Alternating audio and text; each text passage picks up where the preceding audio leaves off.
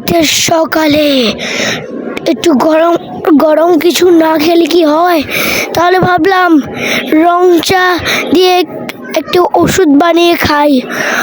কত মজাদার ওষুধ খাবো, ভালো লাগবে আমার অনেক।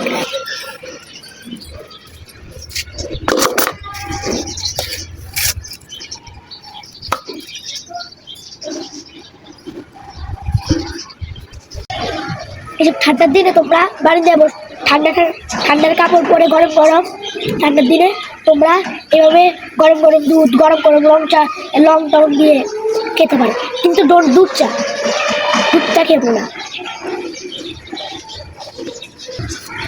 আমি যে রং চাটা খাচ্ছি এটার মধ্যে আছে আদা, লং, এলাচ, তুলসী পাতা, এগুলোর ভিতরে বিভিন্ন ধরনের ওষুধের মতো বানানো এটা, ঠান্ডার ওষুধ।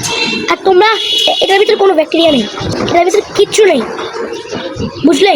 দিকে দারচিনি, লং সব ভালো জিনিস, দিয়ে কোনো খারাপ জিনিস নেই। আর তোমরা তাহলে গরম গরম অপরাইতে ফুলের চাটাও খেতে পারো, বুঝলে? এই আমার লং টং, তুলসী পাতা এগুলো দিয়েই করতে পারে, বুঝলে? তো গাইস, থ্যাংকস ফর ওয়াচিং।